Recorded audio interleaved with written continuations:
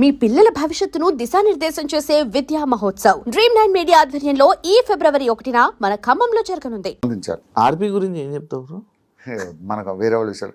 ఇప్పుడు నా సిస్టమ్ ఎలా ఉంటుందంటే, నేను ఒకటి గురించి మాట్లాడను, నా గురించి ఎవడైనా మాట్లాడితే చాలా దారుణంగా ఉంటుంది పరిస్థితి.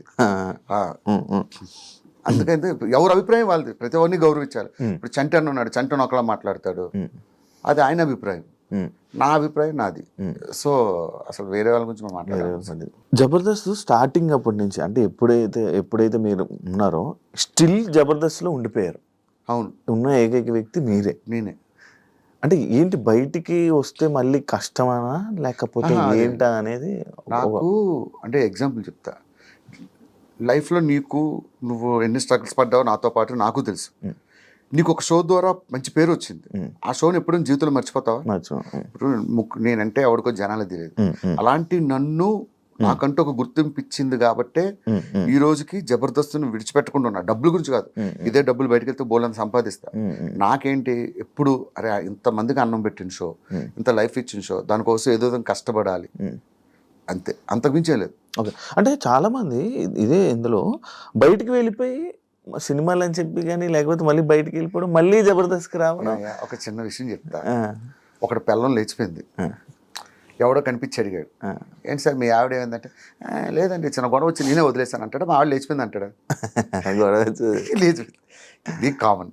ఒక సంస్థ వాళ్ళ అవసరం ఉంటే ఉంచుకుంటుంది, వాళ్ళు they are doing business ఉంచుకుంటుంది.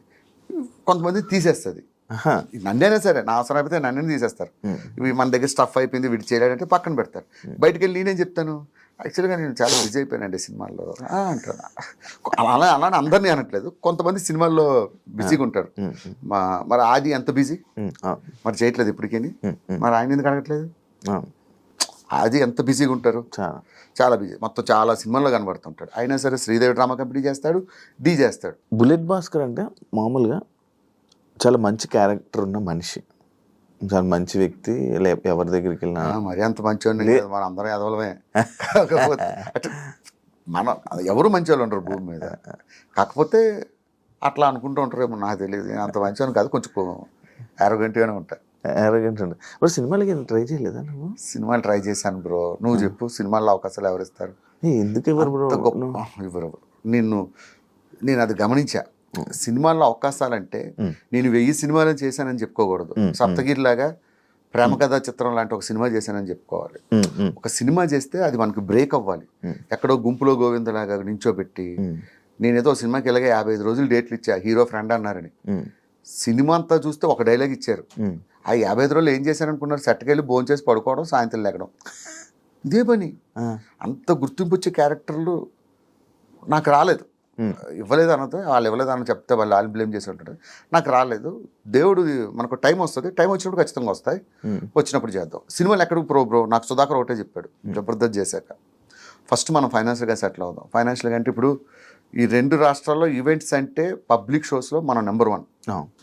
Public షోకి వెళ్తే వెంటనే డబ్బులు వస్తాయి. సో ముందు ఫైనాన్షియల్గా సెటిల్ అవుదాం, తర్వాత సినిమాలు. ఉంటుందా బ్రో అంత టైము? ఎందుకు ఉండదు? ఇప్పుడు మనం షోస్ ఎందుకు చేస్తున్నాం? ఫైనాన్షియల్గా ఫస్ట్ సెటిల్ అవ్వాలి. సెటిల్ అయిన తర్వాత ఇంకేంటి, నేను కృష్ణాగర్ నగర్ రోడ్ల మీద తిరిగినా కూడా మా ఇంట్లో ఎవరు అడగరు, హ్యాపీగా వెళ్ళాను. సో ఫస్ట్ ఫైనాన్షియల్గా సెటిల్ అవ్వాలి, తర్వాత సినిమాలకి వెళ్ళాలి. ఈవెంట్లు ఎక్కువ కదా బ్రో జబర్దస్త్ వాళ్ళకి ఈవెంట్స్ ఎక్కువ, అందులో మా టీంకి ఎక్కువ ఉంటాయి. ఇప్పుడు మంత్లో ఒక 20-25 ఈవెంట్సే చేస్తాం బయట. యాక్చువల్లీ ఇందాక మీ మంచితనం గురించి అడిగిన క్వశ్చన్కి బ్రేక్ ఇవ్వడం జరిగింది కదా, అది ఏంటంటే చాలామందికి లైఫ్ ఇచ్చారు, అమ్మాయిలకు కూడా లైఫ్ ఇచ్చారు, కానీ భాస్కర్ మీద ఎందుకు సెటర్లు వేసుకుంటాడు? ఇప్పుడు ఎట్ట అయిపోయిందంటే మన తెలుగులో చాలా వర్స్ట్ సిచ్యువేషన్.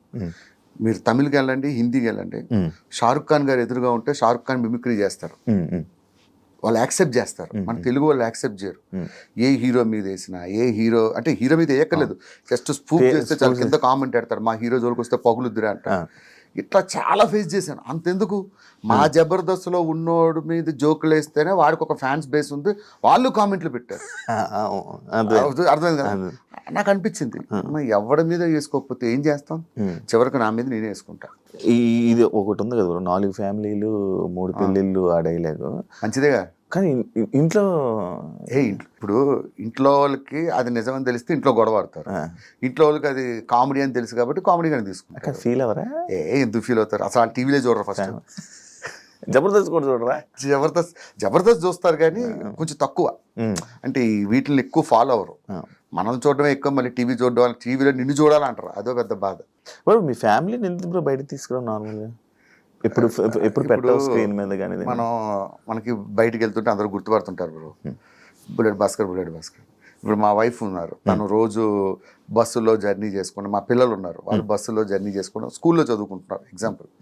వాళ్ళని తీసుకొస్తే రేపు వాళ్ళని కూడా నేను ఫేస్ చేస్తున్న ప్రాబ్లమ్ వాళ్ళకి, వాళ్ళు నువ్వు ఉన్నావు, నువ్వు హ్యాపీగా వెళ్ళి రోడ్ల మీద ఎక్కడైనా పానీపూరీలు అవి తినగలవా ఫ్రీగా జనాలు ఉన్న దగ్గర?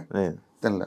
అంటే మనం ఫేస్ చేస్తున్న ప్రాబ్లం మా ఫ్యామిలీ ఎందుకు ఫేస్ చేయడం అని, అంతే. They need privacy. ఇప్పుడు నాన్న ఎలా ఉన్నారు? నాన్నగారు? మా నాన్నగారు బ్రహ్మాండం. నాకన్నా మా నాన్నకి మధ్య ఎక్కువ పేరు వచ్చింది. యాక్చువల్లీ బ్రో అదే ఇంకా అందరూ మీకన్నా మీ నాన్నగారికి ఫుల్ ఫ్యాన్ ఫాలోయింగ్. అమెరికా వెళ్ళినా కూడా అడుగుతారు, అసలు మీ ఫాదర్ భలే చేస్తారు. నిజంగా చెప్పాలంటే ఆయన ఏం చేయడు, నాతో బయట ఎలా మాట్లాడతాడు, టీవీలో అట్లానే మాట్లాడతాడు, అది ఫన్ గా ఉంటది. కానీ బాగా తీసుకొచ్చారు కదా నాన్నగారు, హ్యాపీయా? ఆయన తీసుకురావడం అంటే గెస్ట్ గా వచ్చాడు ఒక షో. అదే ఒకసారి గెస్ట్ తీసుకొని ఇంటర్వ్యూలో కూడా ఒక ఇంటర్వ్యూ ఇచ్చాం, ఆ ఇంటర్వ్యూ నేనే మధ్యలో ఆపా, ఏదో నోటుకొచ్చింది ఏదో మాట్లాడేస్తున్నాడు, ఆపించేసాను నేనే. ఇప్పుడు నాన్నగారు వాళ్ళందరూ హ్యాపీ భయ్య. దేవుడి దేవాళ్ళు ఏంటంటే నేను బాగుంటే వాళ్ళు బాగుంటారు. ఇప్పుడు నేను కష్టపడి పనిచేసి వాళ్ళని బాగా చూసుకుంటున్నా, అది దేవుడిచ్చిన అదృష్టంగా భావిస్తా. జబర్దస్త్లో ఎంతమంది వచ్చినా బ్రో, రోజా గారు నాగబాబు గారు అనేది ఆ కాంబినేషన్ ఉన్నప్పుడుది బాగుండే. అసలు రోజా గారు నాగబాబు గారు ఉన్న రోజుల్లో మేము చేయడం మా అదృష్టం. ఆ రోజుల్లో చేశాం కాబట్టి మాకు ఇంత పేరు వచ్చింది. మీ అదృష్టం, మా అదృష్టం అది. వాళ్ళు అదొక దాన్ని ఏమంటారు, అద్భుతాలు అంటారు చూసారా, అదొక అద్భుతం అంతే. వాళ్ళిద్దరూ జడ్జిలుగా ఉండడం, ఆ టైంలో నేను టీమ్ లీడర్గా చేయడం. ఇప్పుడు మీలో మీకే సపోర్ట్గా ఉండరు అంటే, ఏదైనా ఒక కష్టం వచ్చినా ఏదైనా వచ్చినా మీ వాళ్ళు మీకే సపోర్ట్గా ఉండరు అని నేను విన్నా, అది ఎంతవరకు? మా దాంట్లో కొంతమందికి ఏదైనా ప్రాబ్లం వచ్చినప్పుడు అందరూ సాయం చేస్తారు, అది ఉన్నది ఇప్పటికీ ఉంది. ఏదైనా ఎవరికైనా ఏదైనా అయితే వాట్సాప్ గ్రూప్ ఉంటుంది, ఆ గ్రూప్లో పెడతారు, ఎవరికి తోచినంత డబ్బులు వాళ్ళు వేయడం. ఈ విషయంలో గెటప్ శ్రీను అండ్ మన అదిరేబి వీళ్ళిద్దరూ ముందు ఉంటారు, వీళ్ళిద్దరూ మంచి కోఆర్డినేటర్స్.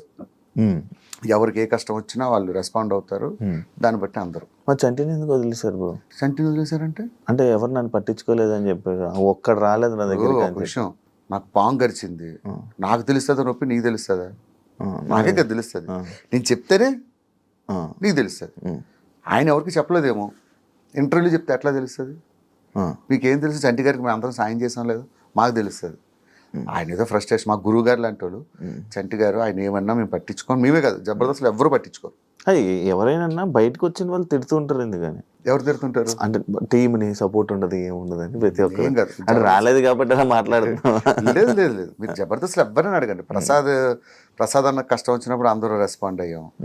ఎవరు కష్టం అప్పుడు ప్రసాద్ అన్న కష్టం వచ్చినప్పుడు అందరూ రెస్పాండ్ అయ్యాం.